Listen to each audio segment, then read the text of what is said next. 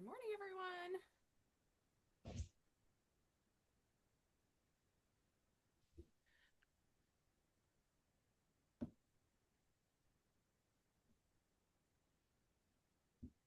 I'm glad that you guys got the message that we're meeting via Zoom.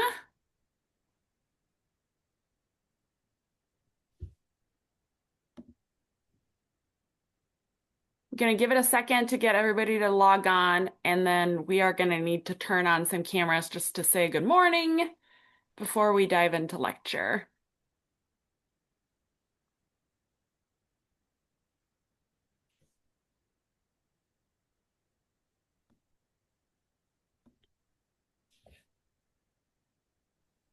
Let's see here. Didn't think this through great as to how I was going to take roll today. We're just gonna have to be patient with it.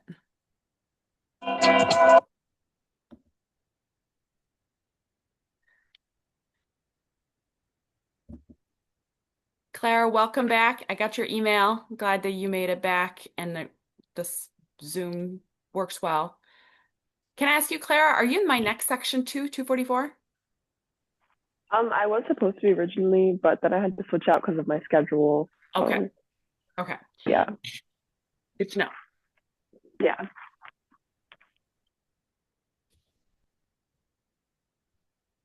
All right.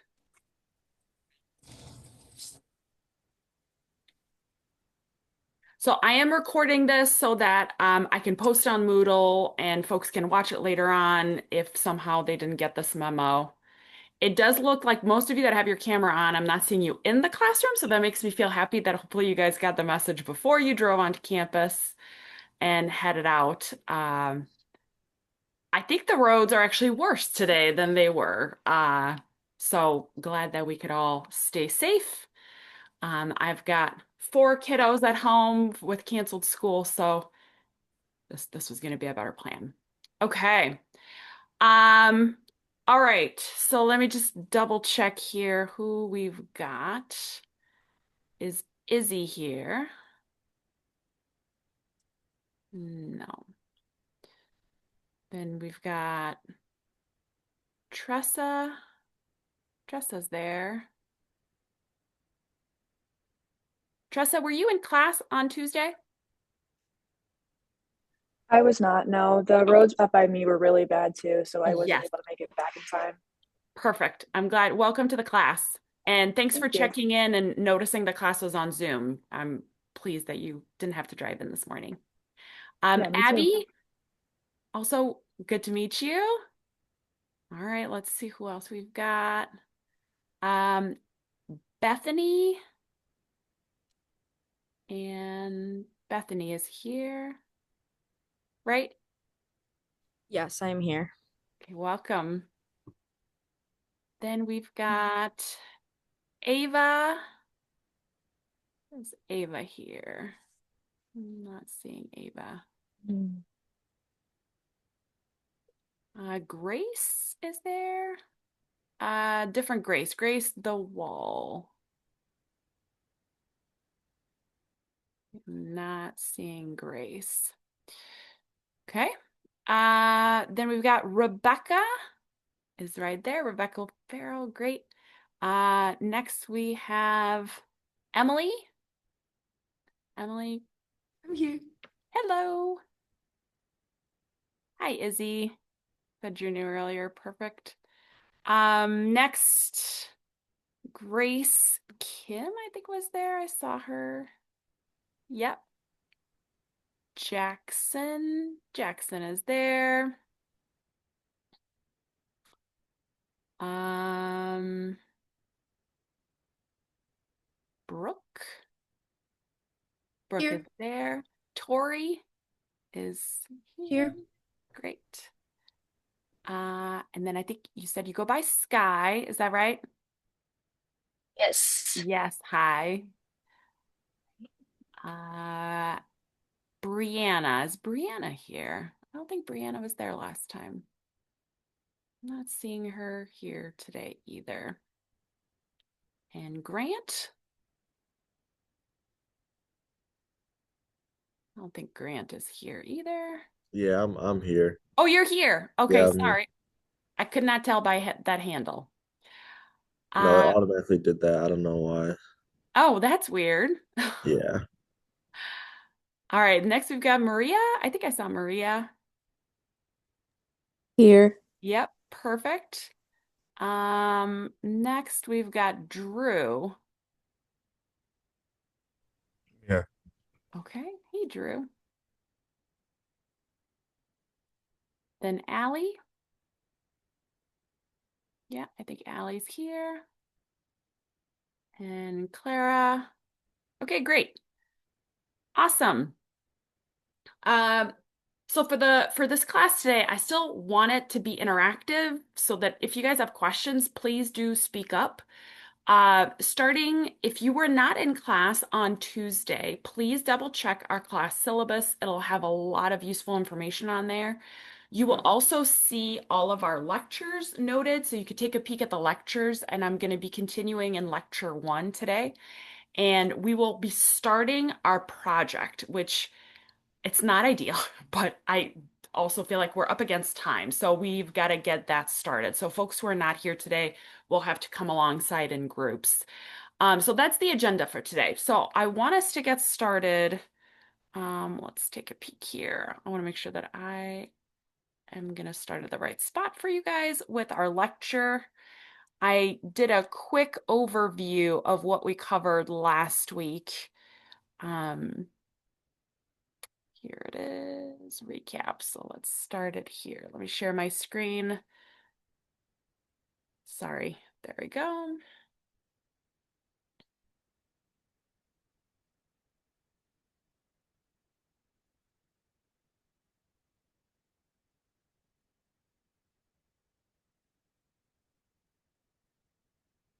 Okay, does everybody see my PowerPoint? Yes? Yes. Okay, great. All right, so I want to just do a brief recap.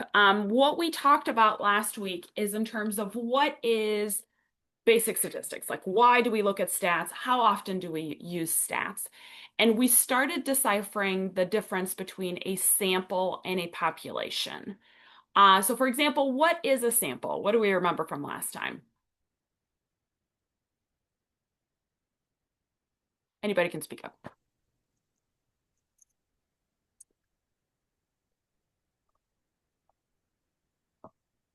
What do we think? It's a representation of a population. Excellent. Yeah, so it's exactly that. It is a subset of a population. So by default, then what is a population?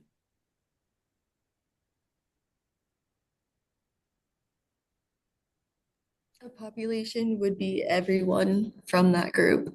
Correct.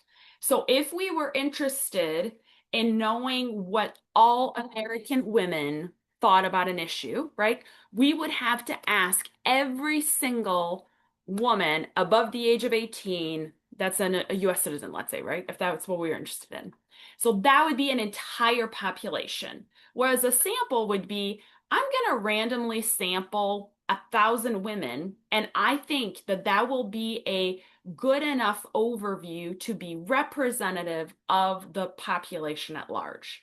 So we use samples because they are smaller, they're more easily accessible, but we need to be thoughtful when we pick a sample, right?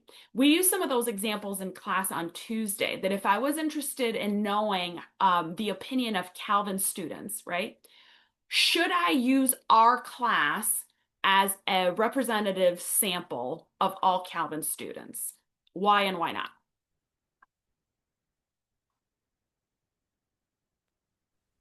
Probably not because we are a majority are like psych majors.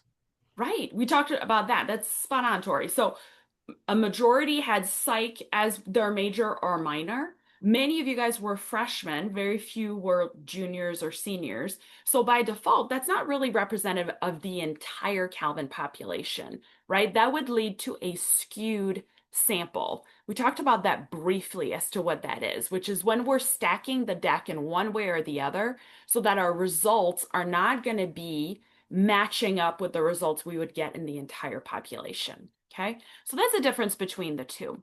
We then talked about a statistic versus a parameter.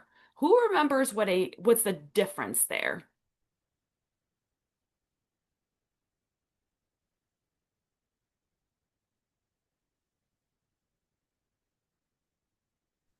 A statistic is like a measure of a sample, whereas a parameter is like a measure of a population. Excellent. Right? So we use a different word based on whether we are doing an analysis on a sample or a population. So then there's a different word with each. So it's a statistic if it's a sample, it's a parameter if it's a population. Note that the first letter matches, right? So it makes it a little easier to remember. And then lastly, we talked about levels of measurement. I want to pick it up. I added some additional slides here to just clarify what those would look like. So we had nominal, right? With nominal data, that's just labels or names. So it's not particularly meaningful. And it's not number based, it's not measurement based. So that's nominal. I have slides on this again. So if you weren't there on Tuesday, don't feel like you have to write real quickly. There's lots of information in our PowerPoint. The next level would be ordinal. And that is that there is an order, but it's a bit arbitrary, right? That's like adding numbers for like a Likert scale, for example. So if you said strongly disagree, disagree, neutral, agree, strongly agree, we might assign that a number, but it's not necessarily meaningful, right? It's just kind of an order. And there's not a meaningful difference between each, right? There's not really a meaningful difference between 1 and 2 versus 4 and 5. One of our class discussion had to do with class ranking. So think of high school, right? And if you're like, oh, I finished out of 700 students, I was student number 3, right? Whereas someone else might have been student number 11, right? Well, the difference between student 2 and 3 and student 10 and 11 is not necessarily the same. It's just a ranking, right?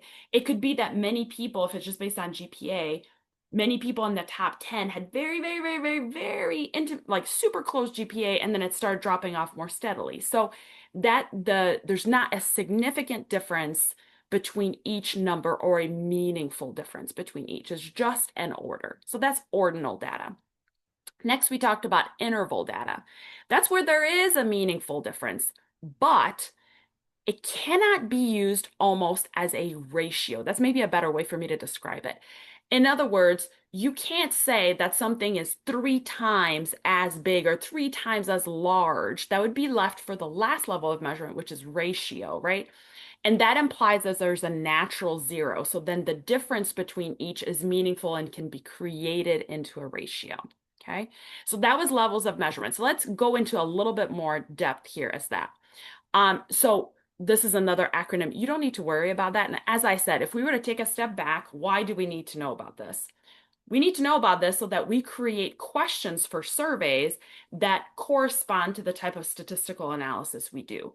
There is some stats that we do where you need to have only ratio items, right?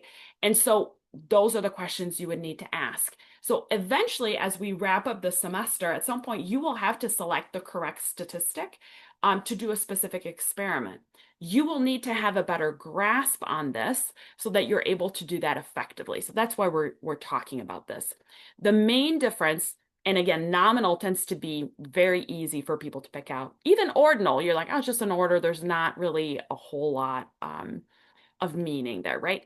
The challenge starts between interval and ratio because they're kind of similar, and we can kind of talk ourselves into it. So let's spend a little bit of time on that. So again, nominal level, we're just looking at categories. It's not quantitative, it's usually words. Some examples I wrote here, the race of participants, I think I talked about political affiliation or religious group. Those are all labels, right? And even if you have a number assigned to it, like if you created categories and they had to select, it has nothing to do with numbers. It is just a placeholder, right? For that category. So if 1 was white, 2 was black, that's just a coding so you can organize the data later. It is not meaningful in a numbers way, right? It is just nominal data, okay? Does that make sense? Any questions on that? Okay, pick up later that. Ordinal data is, again, it is about kind of the order in which you're classifying information, but it does not tell you how far apart they are from one another, right? It's just really, again, an order. So if you think about a race, this would be another good example. First, second, and third are the placements, but that doesn't tell you whether first blew it out of the water and then second and third were really close, or if the whole race was really close, or if one and two were really close and three was lagging behind. You just know one, two, three. So the difference between each is not as meaningful. Okay. So if we looked at state population, that would be another good ordinal data. We can order it as most to least, but the difference between 1 and 2 or 3 and 4 is not going to be the same, right? It's just kind of an arbitrary ranking. Okay, that's ordinal level. Interval level, again, this is when we are talking about how much there is. It could be same and different, more or less. And now there is really a difference between each variable. There's an equality in each of the unit that is being measured, but the zero is not as meaningful. It is not a true zero. It has been kind of arbitrarily picked.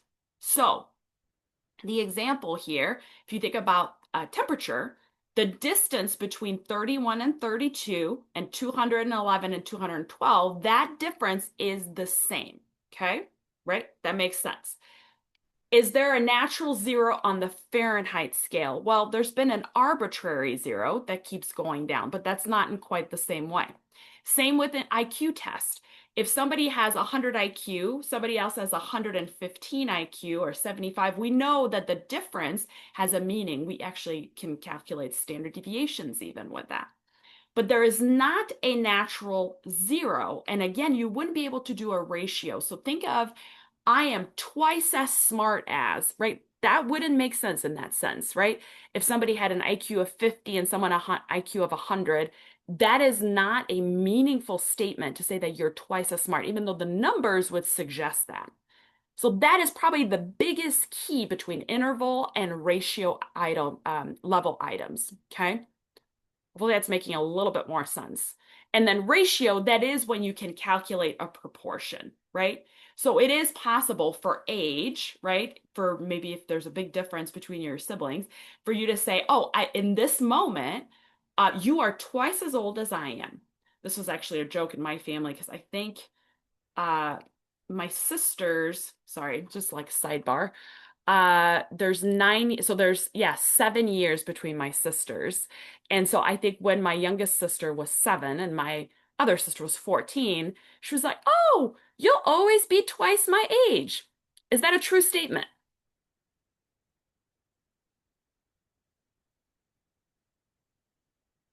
No. No, thank you, Jackson. I was getting worried here. Yes, no, that is not true, right? It may be at one time that that is true, but that is not going to be true at all times. Same with height. You could say like, oh, I'm twice as tall as I was when I was 4, which means I'll always be twice. No, right? So it's not a predictive relationship, but it can show a proportion. Okay. Does that help, guys? Does that make it clearer?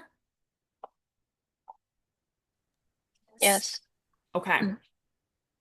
Let me know if there's additional questions on that because I want to make sure that it feels clear. Again, this is not like, if you don't get this, you're not going to get the rest of the class. Certainly not. But I think it's a good foundation.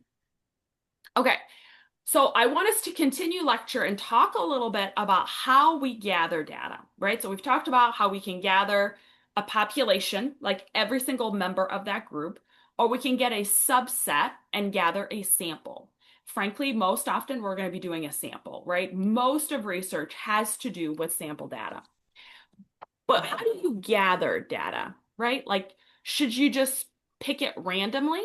Should you pick it intentionally? Do we have thoughts on that?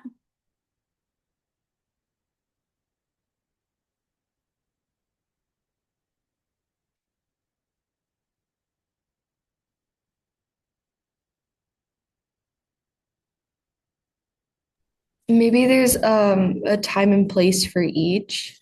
Okay. That's a very good response. Yep, absolutely.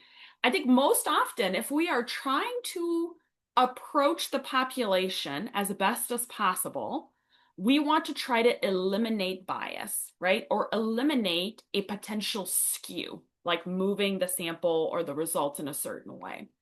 And the best way we have to do that is through randomizing and to say, I'm essentially not going to be purposeful in how I look at this. I'm just going to open it up to all. So a simple random sample would be exactly that. It's looking from a population. You are selecting a subset of individuals so that the size of your sample ends up being representative of it. So if you're saying I'm going to gather 100, that's going to be my sample.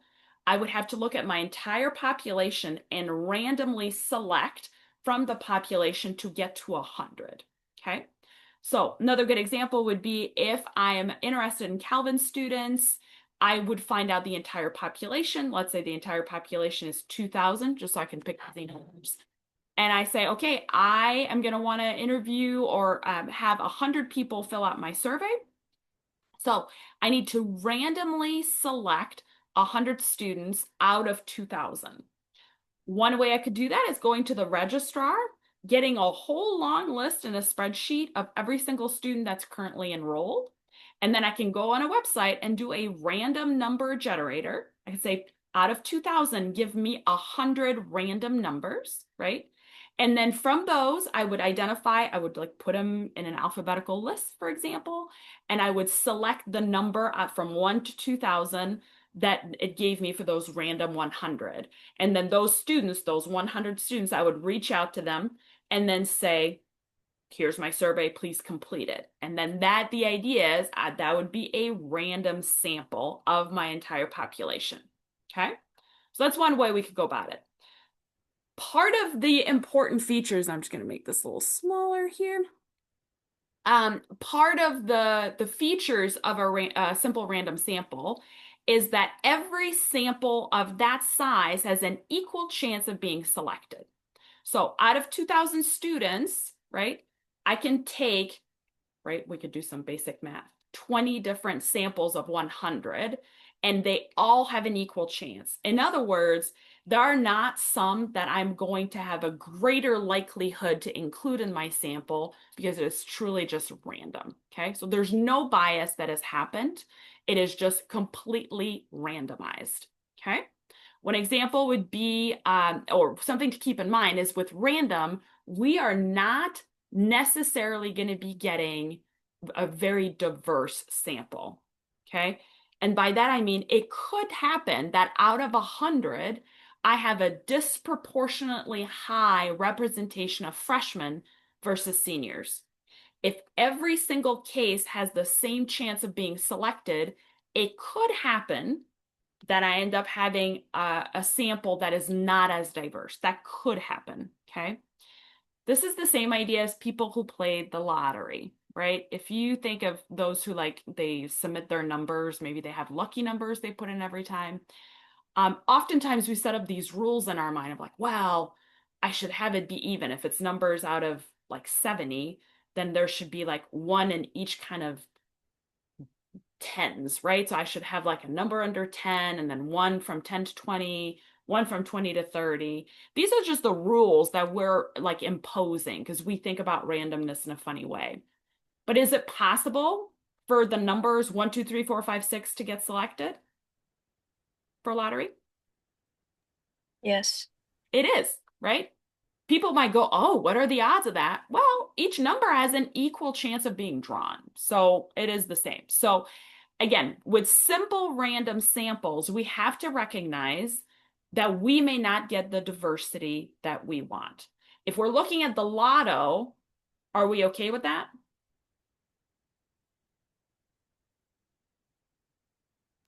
Yes. I think so, right? What do we think about studies when we're trying to make sense of socioeconomic groups, or if I'm trying to understand Calvin students, for example? Are we okay with the lack of diversity? No. Why not?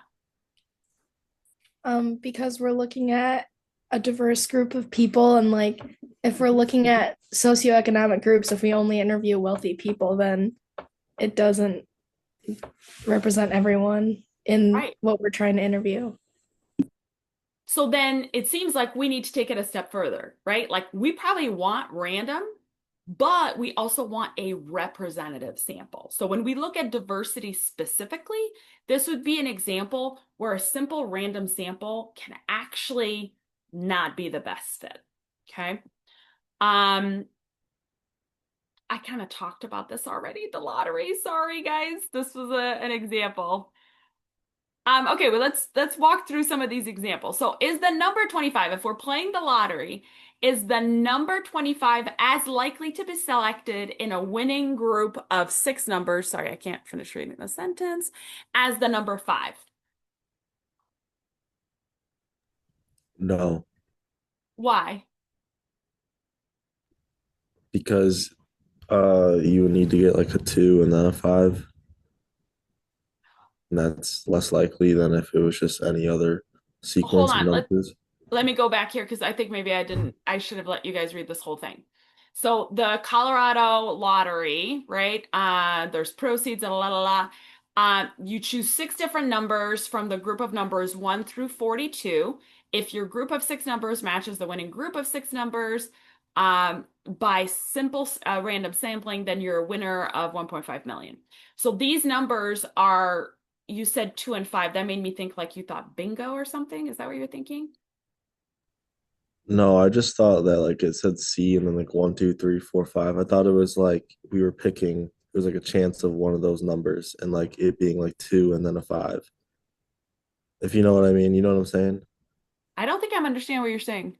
I just, it's fine. I just misread the question. Okay, no problem, no problem.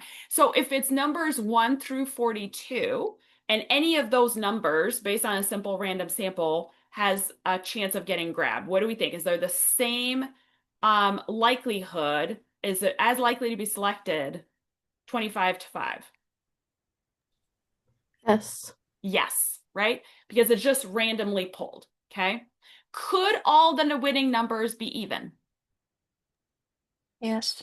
Yeah, right? Because it's just kind of randomly pulled, so it could be like that. Could 1, 2, 3, 4, 5, 6 win? I kind of said that already. Yeah, it definitely could. Okay. So again, these are all possible because with simple random sample, each number has an equal chance of getting picked. Okay. So what we need to know about a random sample. So I kind of alluded to that earlier with my Calvin example. So first, you need to number all members of the population sequentially. So if I'm interested again in Calvin students, I would, well, the fastest way I think would be to go to the registrar and have them pull every active student, somehow have that in a data set. I would then organize the data set in a way, and again, doesn't have to be alphabetical. It could be completely random. That probably would even be better. And then I just assign it a number from 1 till the last of my group. So it's 2000, it's 1 to 2000. Then step 2 would be using some sort of method that would allow random numbers to be selected. Have you guys ever done that? Done a random number generator?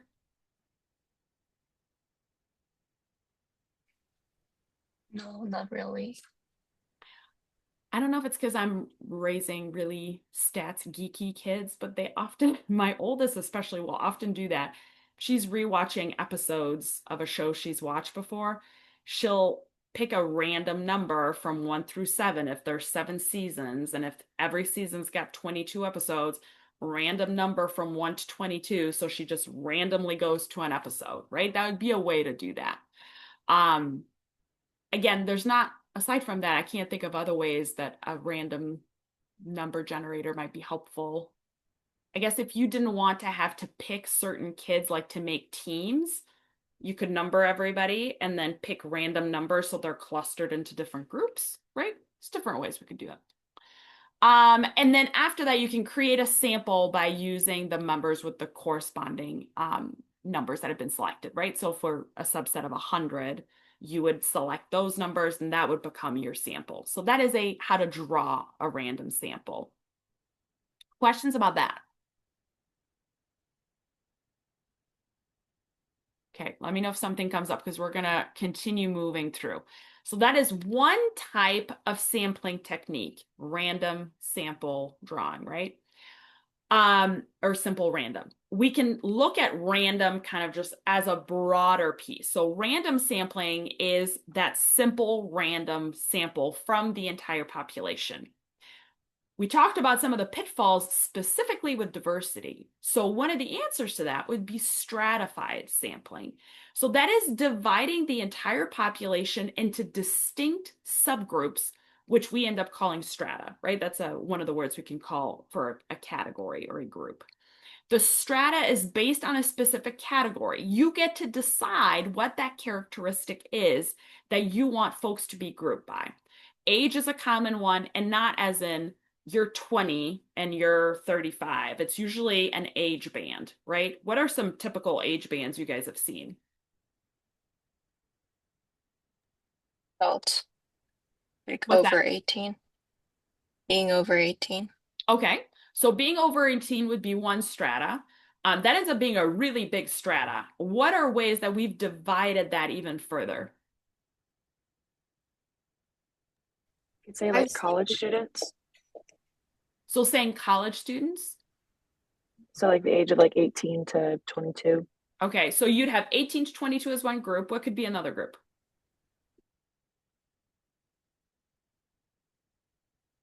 You could say like the elderly and then like above 65. Right, above 65. Okay. So we've got 18 to 22, above 65, and everybody else in the middle?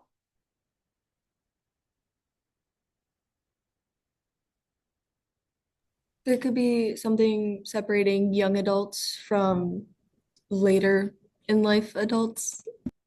Thank you for your very kind words. And I am 44 and not being like, and the old folks, not quite elderly, but yes. So it depends what your question is, right? If I am looking at life satisfaction or whether home ownership rates, right? We can see how there may be a good reason to subdivide this middle section of adulthood into multiple stratas, right?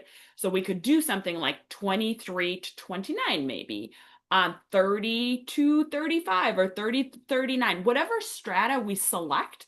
It's got to make sense to our thinking, our study, and what it is we're actually trying to measure. Same thing with income. What might we create stratas for income?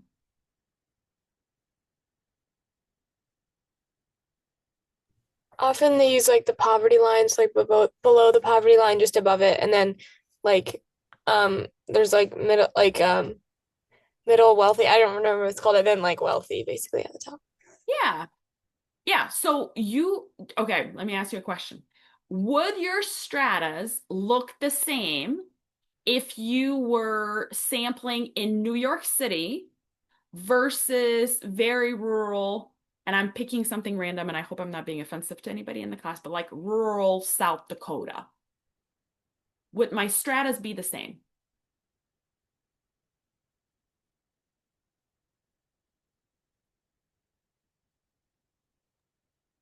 No, Why? because like the incomes could vary very differently, and like I don't know. You could also argue like how much payments they have to make could be different for each area. Okay. Yeah, so if we look back at the start of the definition of what is a stratified sampling, is you need to divide the entire population. So if I'm looking at a population of every resident of New York City, right, I need to have some knowledge on what is like the lowest point of income and highest point of income, and then create strata that's significant there, right? Whereas if I'm looking at tiny little town in South Dakota, population 60, I'm making stuff up here, I would need to look at that population, right? And specifically look at the parameters, the range of income there, okay? So that makes sense. And I hope it makes sense that you have to be thoughtful as to what your specific population is when you are creating your strata. Because the whole point of stratified sampling is to capture, when you draw a sample, to capture individuals from each strata.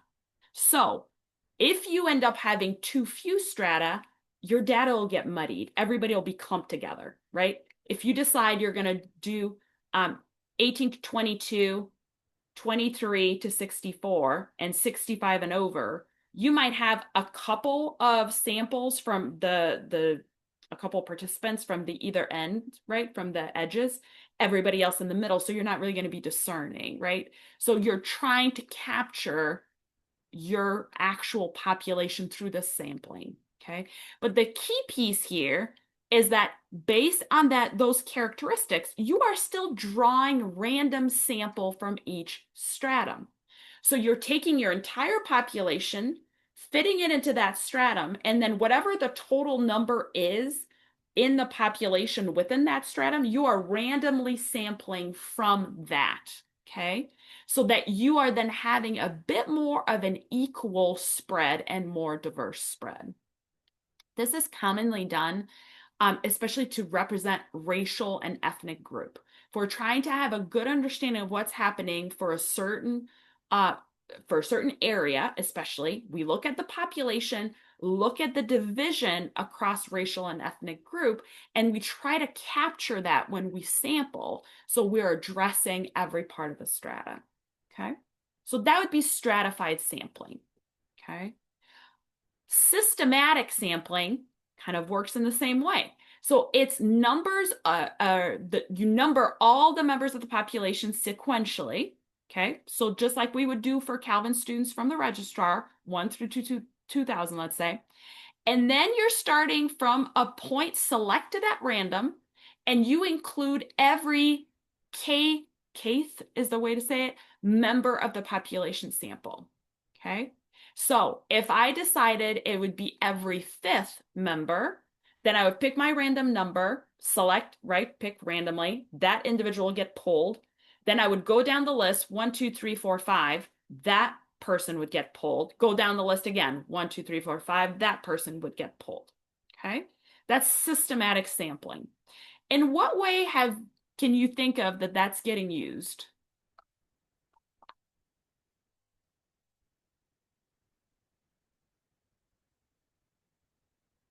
Maybe if you were like trying to create a sample of a line, and like if you had a line of people at like an amusement park and you asked like every 5th person in line what their thoughts on the ride was or something like that. Okay, great. And what would make you do that rather than like doing a random number generator and then going to see that person in the line? Do you know what I mean? What's the benefit, I guess, of systematic sampling? Would it be like practicality? Yep, practicality. It's definitely easier and faster. Okay, what else?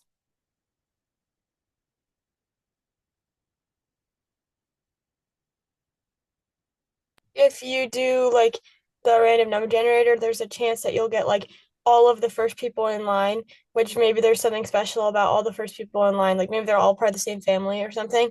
But if you do the like systematic sampling, then you for sure get people from like every part of the line. Mm-hmm.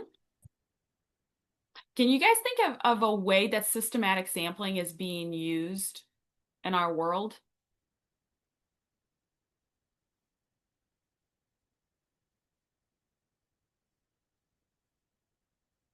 Or is this kind of like a foreign idea?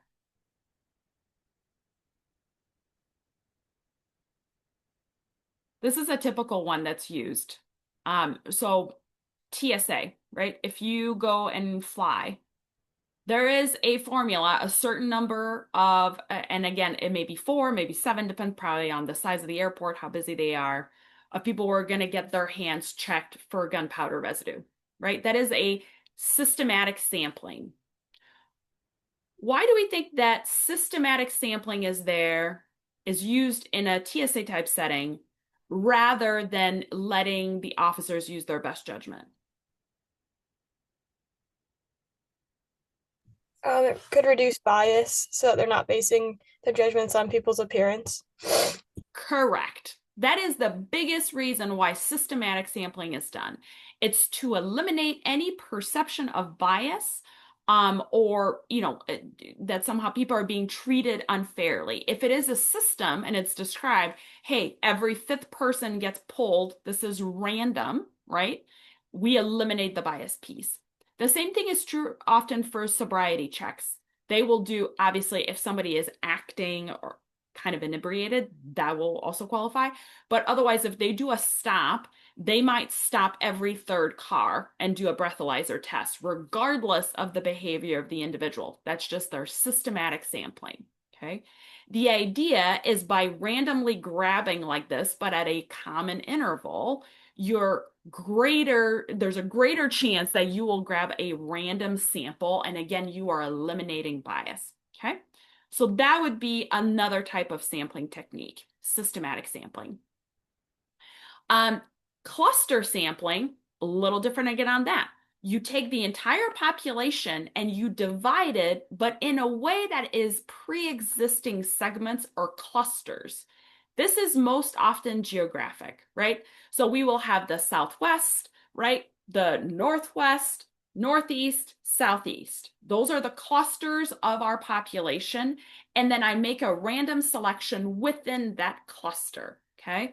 So that is the most often listed idea, right? If you're doing it, especially within sampling of the country, you would do a region or a geographic area. That would be considered cluster sampling, okay? Within that cluster, you're still using randomized sample, right? So again, same idea. You would have every individual from the population that's in that cluster, you would assign them a number and then do some sort of random number generator to pick out the sample size you're looking for, okay? So that's cluster sampling. There's a lot of different types of sampling. Multi-stage sampling, it really mixes a few different methods. So the idea is that you are creating small but successively, I'm sorry, I can't even see my own writing here. Successively smaller groups at each stage, and the final consists of clusters. So you're saying I'm going to sample 10 here, 10 here, 10 here, 10 here, 10 here, and then we have clusters of sampling, okay? That's often done if you're going to be sampling across time to see, again, if there's going to be some sort of variety within different time stage. So multi-stage sampling just means you've taken them at multiple instances to then create your final larger sample, okay? The last one I want to talk about is convenience sampling. And that is, it's going to sound like a bad one, but it's one that's used quite often. So it's creating a sample by using data from population members that are readily available, okay? In the world of social sciences, psych students end up being a convenience sample, right? How many of you guys completed a research study or participated in a research study in an intro class?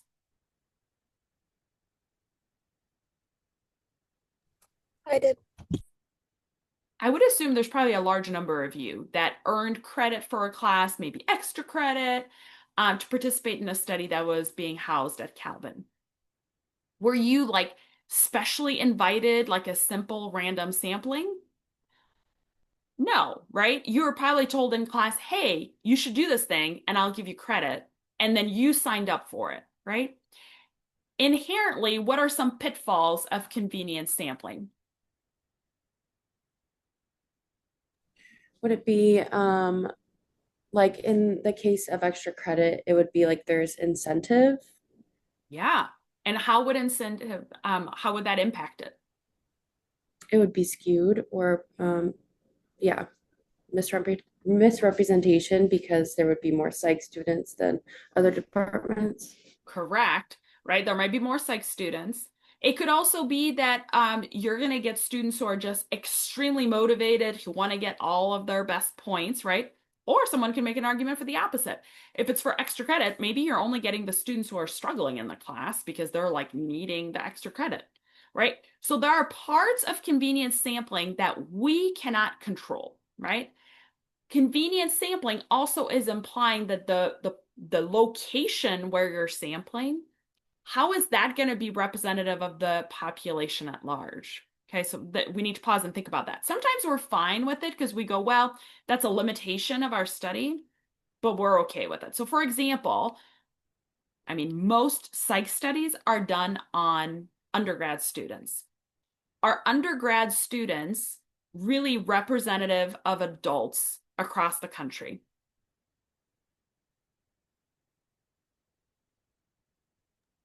No.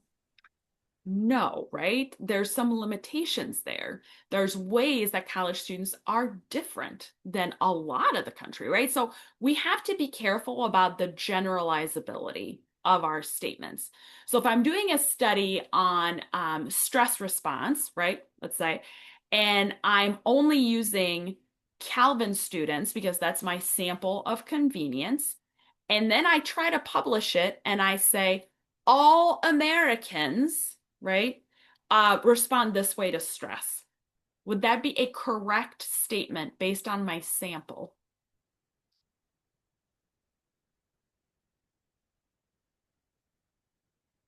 No. No, right? I, in fact, couldn't even say Christian students or Christian adults, right? Because that would even be generalizing it too big. Now, if I sampled Calvin students, Hope students, Aquinas students, right? And then I talked about the results in terms of small Christian college students' response. Yes, that's much better. Now I have generalized it appropriately. So convenience sample has some inherent limitations that need to be discussed, and that'll always be part of a study. Okay. Okay, so a sampling frame, we're out of so we've described all the different types of sampling now. So let's just take a step back. And what is a sampling frame? That's a list of individual from which a sample is actually selected. So when I talk about knowing the students that are currently enrolled at Calvin, and I'm thinking about that list from the registrar that lists all the students, that would be my sampling frame. Okay, that is where all of the sample is going to be selected from. Undercoverage would be omitting members of a population from a sampling frame. So for example, if I omitted students who, let's say if I've currently, right, I was asking the registrar to pull a list, and I didn't include students from a particular program. Somehow they were omitted. That would be undercoverage. If I was like, oh, I forgot to ask you about students who are majoring in nursing, right? I've missed a whole segment of my population. So that would be undercoverage because I've omitted members from which to sample from. Okay. Let's talk about error. So sampling error is the difference, and I'm just going to move this real quick, the difference between measurements from a sample and the corresponding measurements from the respective population. Okay. So that is usually because our sample was not representative of our generalized population, so that the results we get end up not matching the population results. Okay. So, for example, if I said, let's go with politics. If I sampled 100 students at Calvin and I gave them a choice, what is your political affiliation, right? Gave those choices and then got a result. And let's say 70% picked one political party. We're not even going to say which one, right? Doesn't matter. 70% picked a political party. And now I looked back at the general population, and that was nowhere close. Like the population results of college students' political affiliation was more like 30%. That's a huge mismatch. And that tells me there was some sort of sampling error that occurred. In this case, it may be that I sampled maybe students who were within a major that was more polarized than others, right? And so then I ended up getting a greater number. It skewed my data. Okay, so that would be a sampling error. A non-sampling error is the result of poor sample design, sloppy data collection, faulty measuring instrument, and bias in questionnaire. Can you guys think of a way that a questionnaire could be biased? Or maybe you've taken a quiz or questionnaire online and you're like, whoa, okay, that's really biased.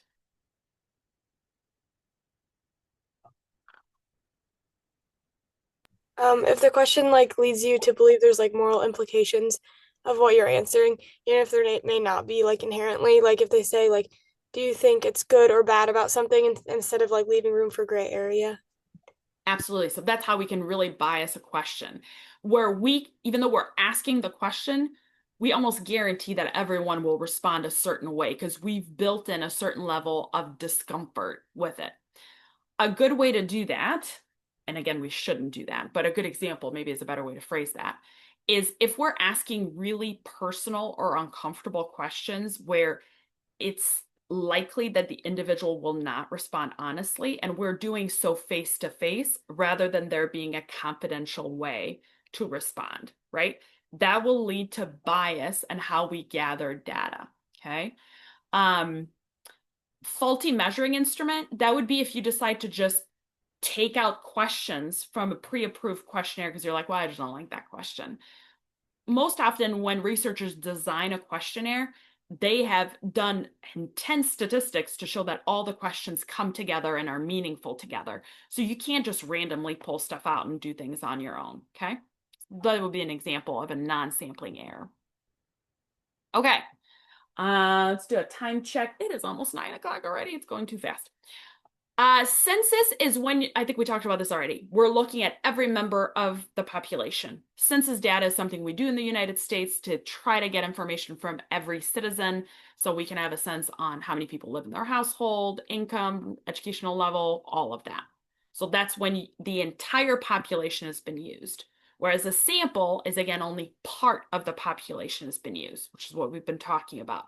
We're just drawing a smaller subset and then creating measurement or observation from that part of the population. Okay, let's talk about different types of studies. Okay, when you guys think of research studies, what comes to mind?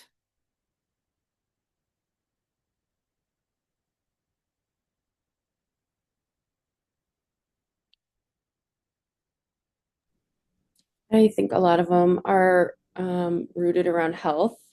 Okay, so some sort of study asking about your health.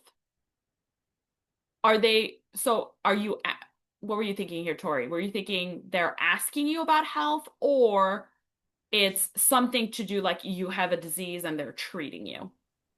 I think it's kind of like it has to do with different, I mean, illnesses, different things, different populations, so they can use that information to better develop, I don't know, medications or treatment. Okay. Yeah, it sounds like you're describing more of an experiment. Yeah, let's talk about the different ways that we can do studies. So, an observational study means that you are literally observing participants and you are not having a direct impact or effect on the participants. So, you are simply observing behavior. You're not introducing, let's say, a medication. You're just watching, taking notes, recording, and it's not impacting the variable being measured. I used to teach a research methodology class. This is years ago back in Aquinas, and we would do little field trips to do observational studies, right? Meaning we are not interacting with our participants. We are just watching in a non-creepy way here. So one would be if you go to a parking lot, like for a grocery store, say D&W or Family Fare, Meijer, whatever you want, right? And you have a hypothesis as to who is more likely to be returning their carts. Okay, so that's the question you're asking about. Okay, what might be a hypothesis you have on cart return?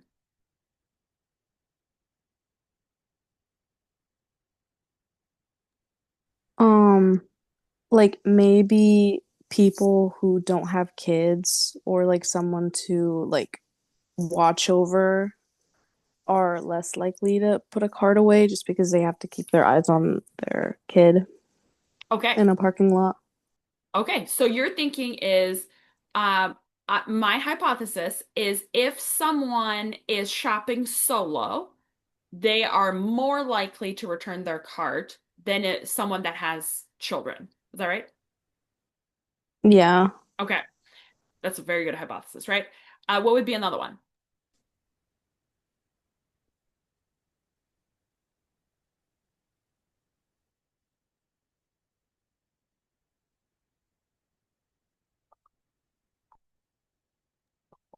Like maybe able-bodied people are more likely to return carts. Okay.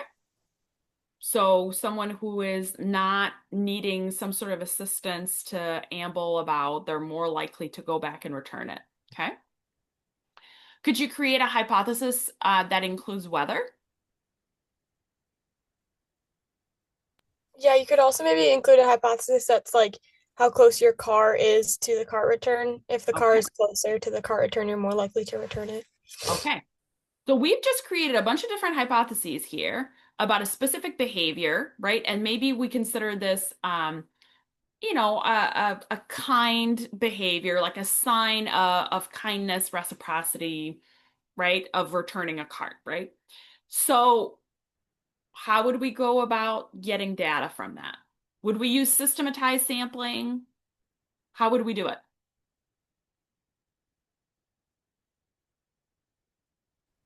I think in that case you would do a natural observation of just collecting data of what people are doing.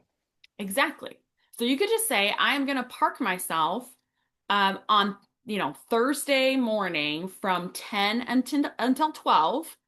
And maybe you even want to do like a multi-stage sampling, right? You could say, I'm going to do Thursday 10 to 12, and I'm going to go again Friday 4 to 5, different time, and I'm going to gather data. Do you only look at the behavior of certain individuals? No, of everyone. Correct. You need to look at the behavior of everyone. So now you're taking notes, right? And maybe it's just like a dash mark, and you're like, okay, this person was by themselves. Did they return the cart? Yes, no. This person was in a wheelchair. Did they return the car? Yes, no.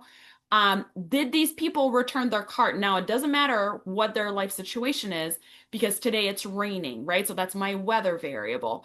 Again, it kind of, and then the last one, which Rebecca brought up, like, okay, they returned their cart, and I've now created some sort of strata or cluster of close to the shopping center, middle, or far, right? Where did they fall into? And I observe, and I am now gathering data and making meaning as to the behavior of returning carts. Okay. We are not manipulating the variable of altruistic behavior. We're not manipulating. We're not even interacting with the participants. We're strictly observing. That is an example of an observational study. You include all behaviors within a certain period of time, and then you end up kind of classifying the data that you're getting, and then you get to some sort of conclusion from that. Okay? Observational study. On the other hand, in an experiment, very different. Treatment is usually deliberately imposed on individuals to see if it leads to a change in either the response from the participant or a given variable that you are measuring. Okay. This would be more the example that was brought up earlier, which is, let's say we are trying to treat depression.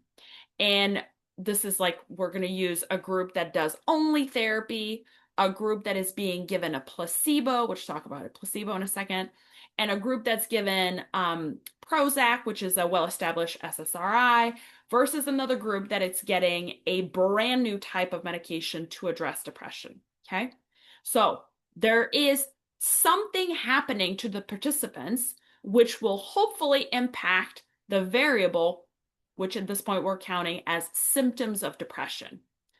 What is the direction we're trying to impact the variable of symptoms of depression?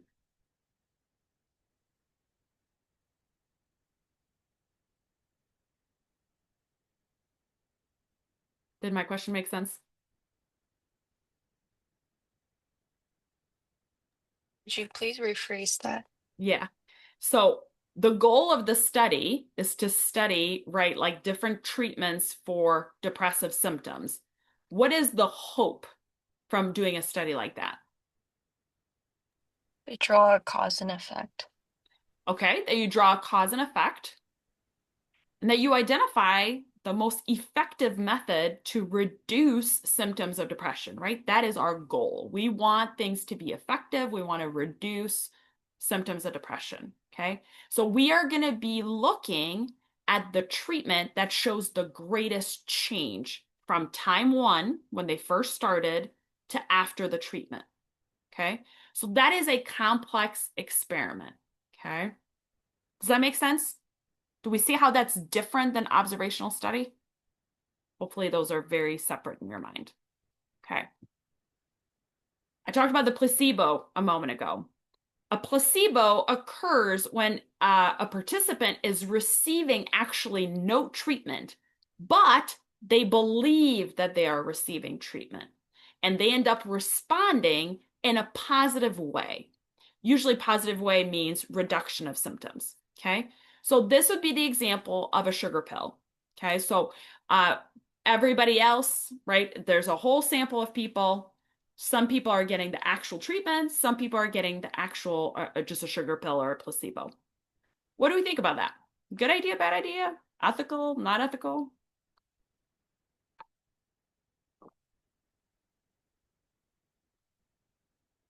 I think as long as the participants are protected from harm, it is ethical.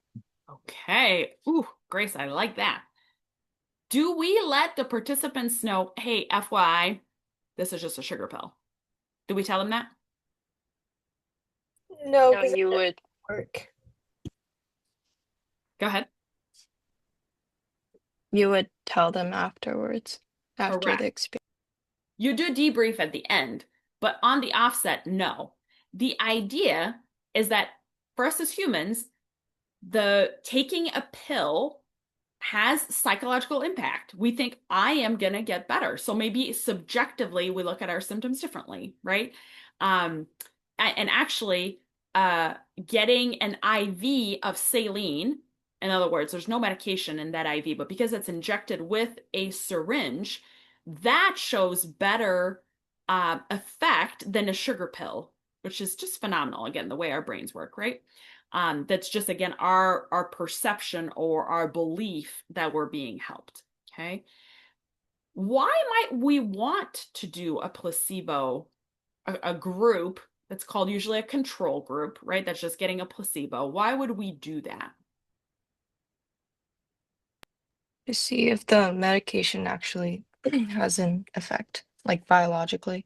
Yes.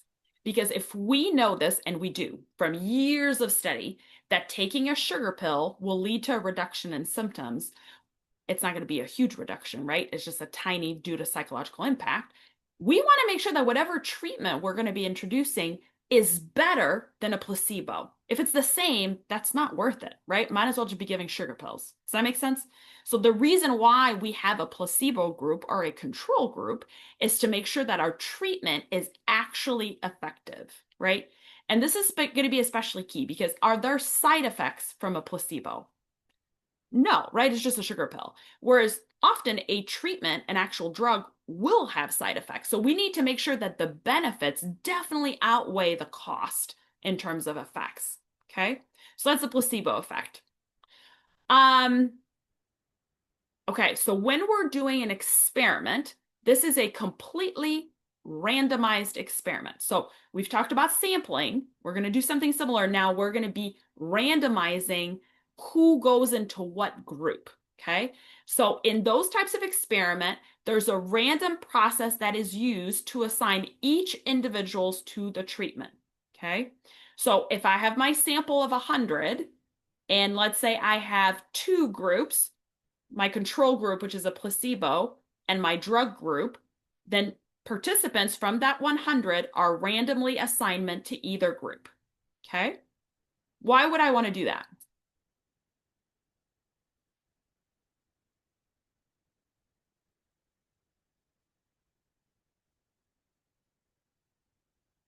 Let me ask it a different way.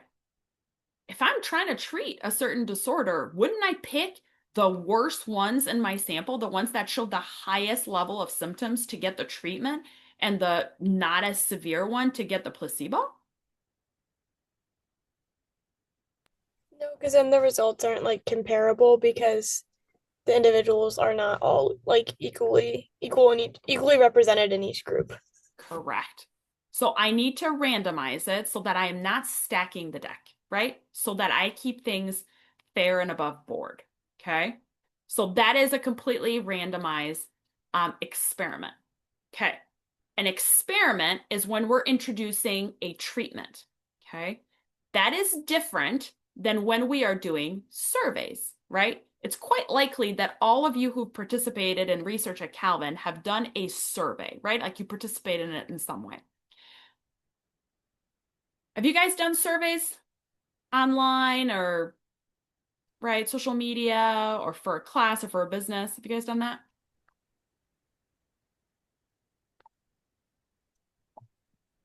Hopefully the answer is yes for most of you, right? What'd you think of it? What do we what did we think? I've done surveys. I don't really know anyone who really likes doing surveys though. Yeah. Okay. Other thoughts? Yeah, I was gonna say it's not super rewarding. Right.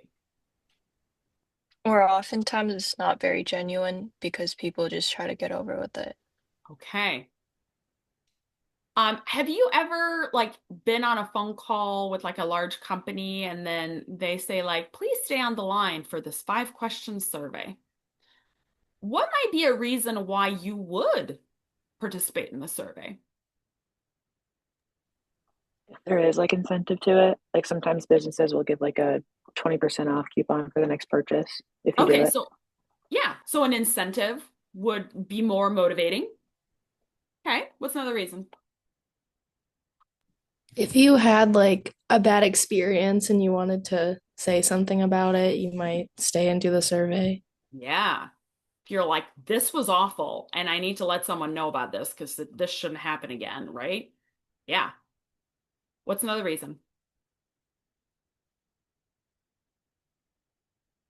If you feel like passionate about the subject or have like personal interest in it, then I feel like you'd be more likely to like want to share your thoughts on it. Exactly. So, Rebecca, we kind of talked about that last class, right? Like with the music education questionnaire. The people who are going to participate are going to be the one that either like really value music or have like something about that feels salient to them, right? So then by default, when we have the option to join a survey in that way, do we truly get randomized data?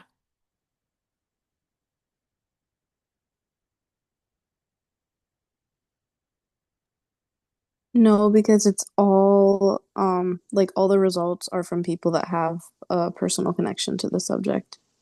Yes, definitely that's part of it. So they have a connection to the subject, and oftentimes they have very strong feelings about it on either side of the spectrum. So we are missing the middle. So surveys have a lot of pitfalls. There's a lot of limitations with surveys. They are also the most widely used tool at our disposal to do research because it is cost effective, right? It doesn't take very long. And it can be analyzed fairly easily. But we need to be mindful of those pitfalls. So the first is non-response. So it could be that somebody is selected through a randomized process, they're contacted, but they refuse to participate. Okay. So that can lead to undercoverage from the population. Or what can also happen is they do respond, but only to 20% of the survey, at which point no meaningful data can really be gleaned from their responses. Okay. Another major pitfall of surveys is how truthful or honest individuals are going to be, right? Is there a motivation to lie? What might be a motivation to lie?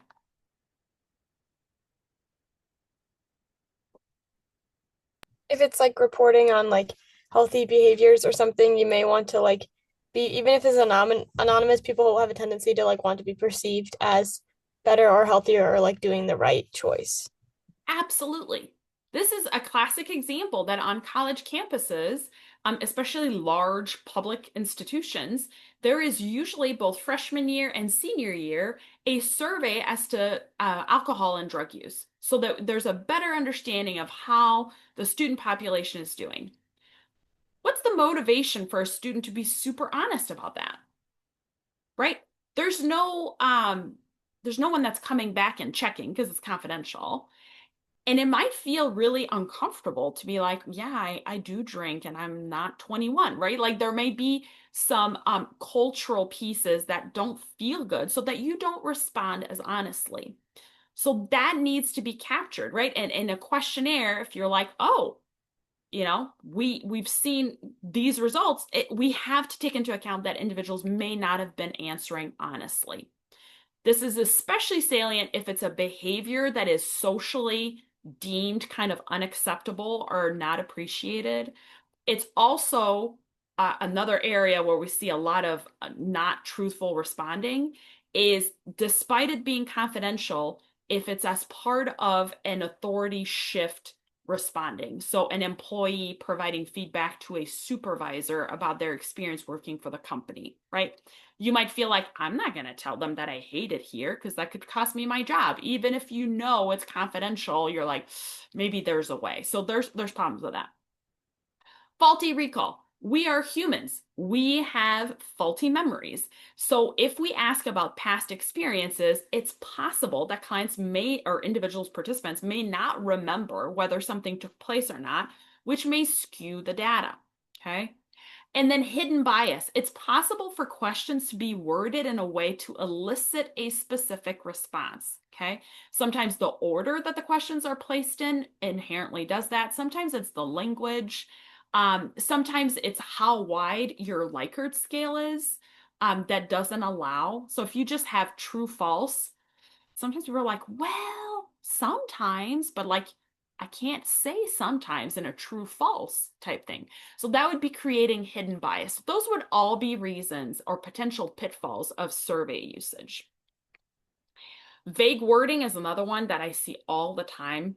Like we all may describe often, seldom, and occasionally very differently. Like for some of you, you're like often means at least 5 times, and others are like, well, it's just more than 2, right? So that can be problematic. Interviewer influence, if it's going to be via interview, or if the researcher is reading the questions, tone of voice, body language, dress, like that can all play a role in leading to not accurate responding from participants.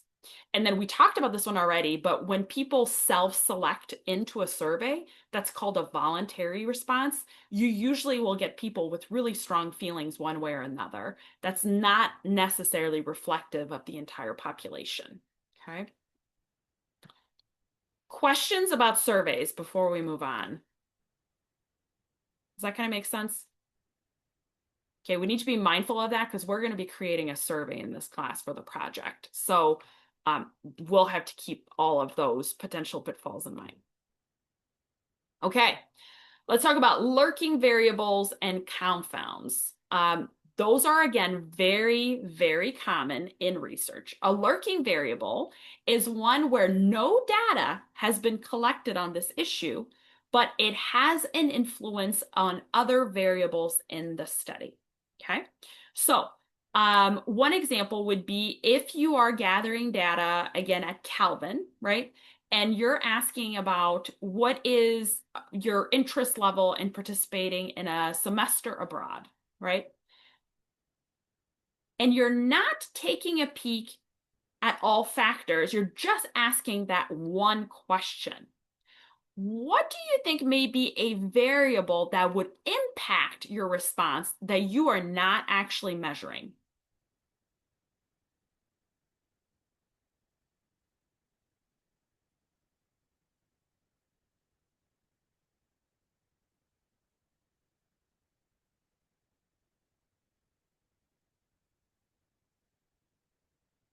Can we think of factors that would influence whether you'd want to study abroad? Maybe finances for some people. Finances is exactly what I was thinking of, Grace, right? So there may be a lurking variable here that is impacting, right, the results. It has an influence on the variable in the study, even though it is not being measured. Okay. Confounds is when two variables are present, but the effects of one cannot be distinguished from the effects of the other. Okay, so confounding variables, they can actually be part of the study, but sometimes they can be outside lurking variables. So again, you can't quite determine what is the cause and effect because of that. Okay. Both of those need to be accounted for. So again, when we think about creating questions for a survey, we need to be thinking, am I actually going to be getting the answer to this? Or is another variable more, like guiding the results of this in a different way? Okay. Okay. Let's take a peek at these examples. A uniform officer interviews a group of 20 college freshmen. The officer asks each one their name and then if they've used an illegal drug in the last month. How useful would that data be?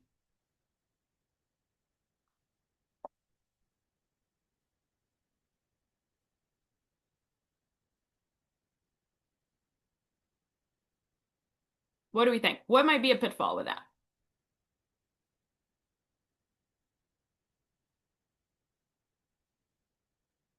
I don't think people would answer truthfully, so I don't think it would be very helpful.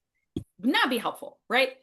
Um, Police officer is a position of authority, okay?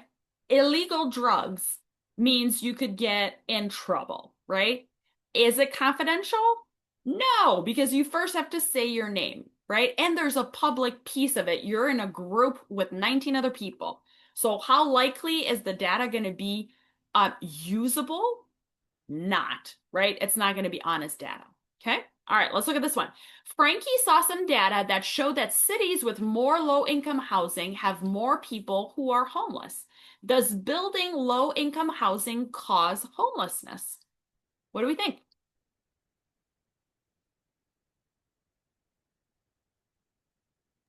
No, because that's attributing causation just to a correlation.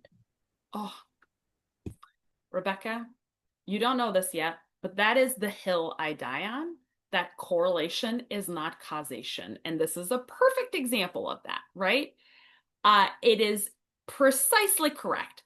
Low-income housing does not cause homelessness, right? Having low-income housing tells us a need within a population, right? As does homelessness. Homelessness tells us something about the socioeconomic standing in that group. So it is not one that causes the other. The example I like to give is there's correlational charts that will look at the rate of shark attacks, right, across 12 months in the US. And the greatest likelihood, or not greatest likelihood, but the amounts of dollars spent on ice cream. Okay. What do we think those charts look like if we look across months? It's probably going up in the warmer months. Right. Those two lines are almost identical, right? Ice cream sales in January, especially we're like in a polar vortex, it feels like, not very high. But in June, July, August, they sure are. And you know what else is high? That's when the shark attacks would be, because that's when people are going to be in the water. So to say that buying ice cream causes shark attacks would be a very faulty and ridiculous statement, right? The two may be correlated, but what is the reason why they're correlated?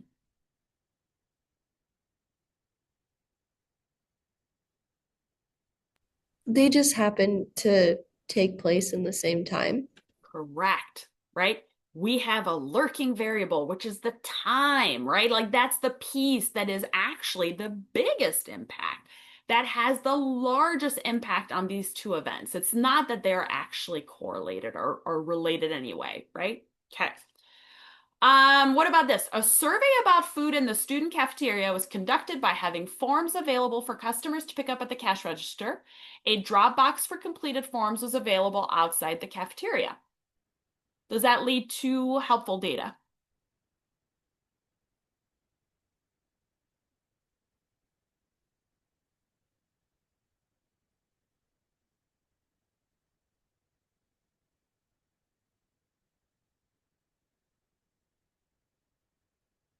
Do we see anything wrong with this?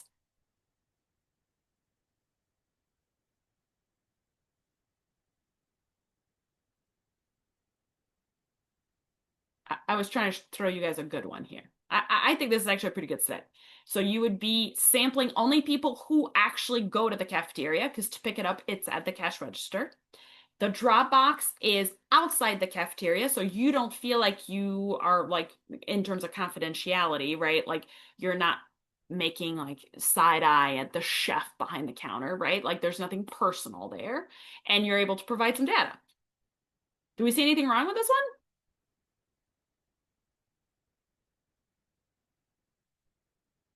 I'm going to assume the silent means we're all on board with this one.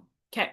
How about extensive studies on coronary problems conducted using male participants over age 50 as the subjects?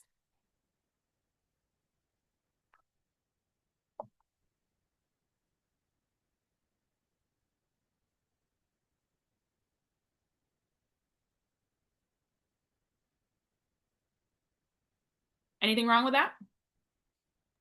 Using only male participants isn't like representative of other like sexes or ages, like men over 50, like it doesn't include women, non-binary people, anyone younger than 50, older than 50, any of that stuff. Yes. So we have a problem with our sampling frame there, right? Because we have gotten so narrow. So that is problematic. Okay, very good. Okay. All right. Oh, this one, I guess more negative comments.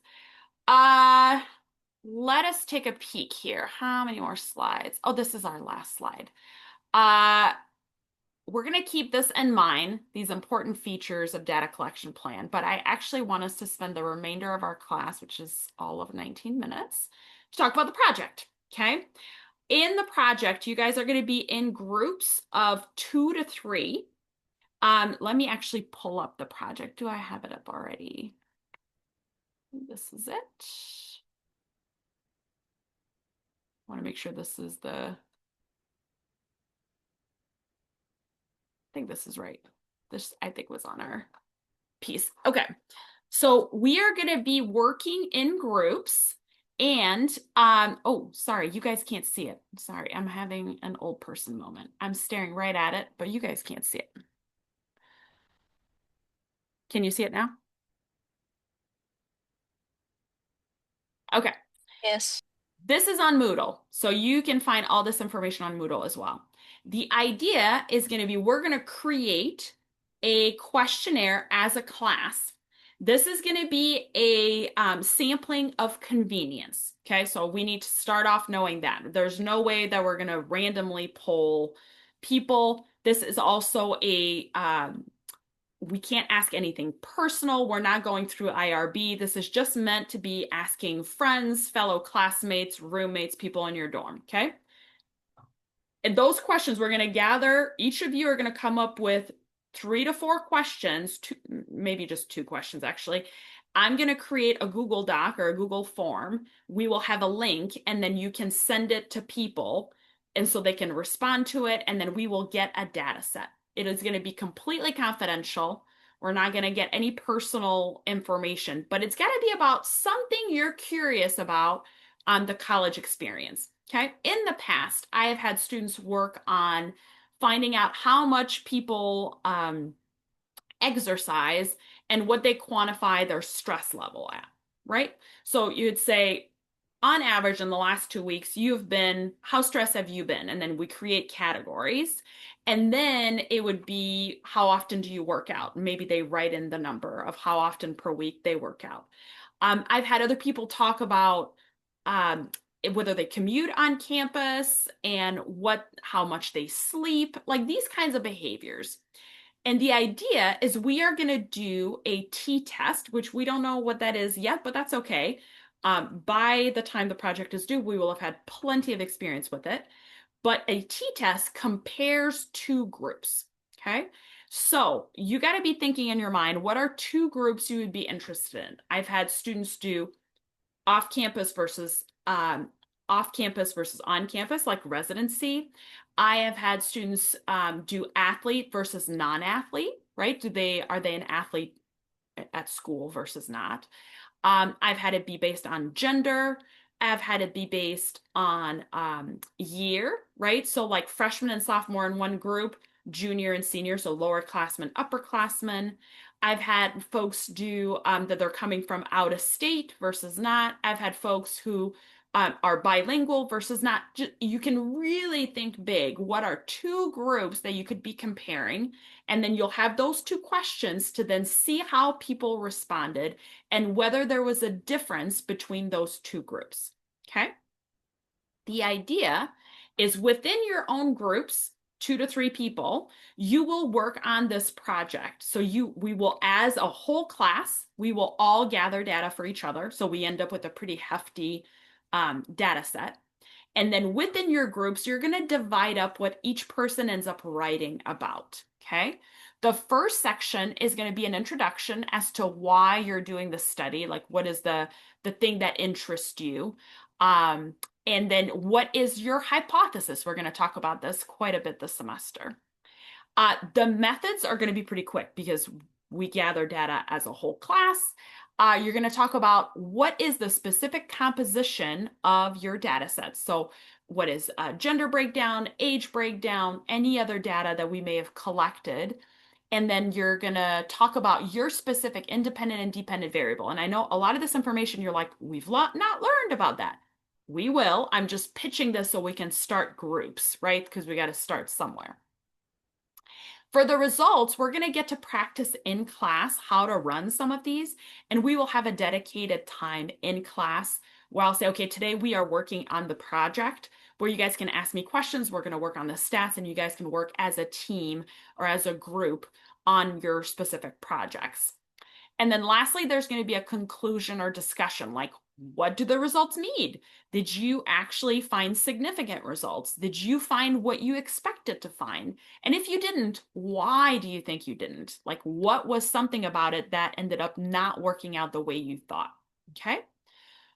So this is project number 1. Let me stop sharing here.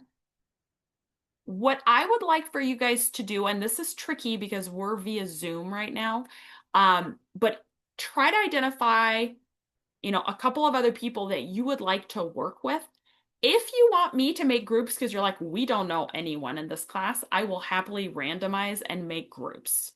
I don't have strong feelings about it either way. So I guess I'm just looking for people's pulse on that. Would you rather I made groups or do you want to make your own groups? Just randomize it. Randomize it. Does that sound good for everyone? Can I get a thumbs up if we're good with it? Yeah. Okay. Sounds good. Sounds good? Okay. So what I'm going to do is right after this class right now, I'll randomize the class and then I will post it on our Moodle page, like project 1, here are the groups. Okay. You guys have access to each other's emails from Moodle, I think, right? Yes. Okay.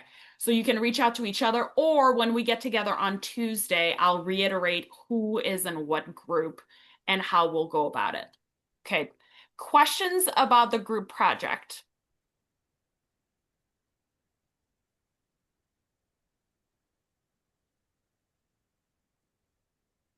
Okay.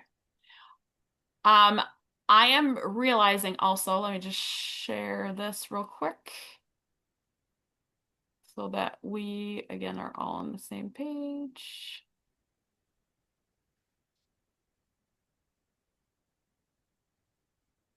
This is our syllabus. Are you guys seeing the syllabus? This is where we are today. We're supposed to be already at chapter 2. We are not at chapter 2. We just finished chapter 1. So this is the thing with this class. There's just a lot of material. We are just going to go with it. So if we, as we think about, for example, exam 1, right, which is not anytime, very close here, but exam 1 will cover whatever we have completed before exam 1.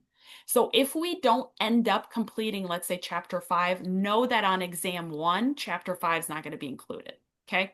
I'm not saying that that's going to happen, but I want you guys to know what I'm thinking in terms of what is going to be on the exam. You are not going to have to study an entire chapter that we've not been talking about in class. Okay. All right. That's all I've got for you guys. Any questions I can help answer? In terms of like timeline, is there anything specifically we should have done for the project by Tuesday of next week, or just know who we're working with and that's it? Just know who you're working with and start thinking like on your own. What is something I'm kind of curious about that I could ask in a survey type question? Because then we will have some time on Tuesday for you guys to get together as a group and come up with some ideas. So I would like you to have done some thinking about it ahead of time so you don't come in totally green on Tuesday. Good question. Any other questions? Okay, let's hope the weather cooperates a little better next week. And I hope you guys have a lovely weekend. Stay safe, stay warm out there, and I will see you all on Tuesday. Thank you. Thank you. You. See ya. Thank you. Thank you. Thank you. See you Tuesday. Bye.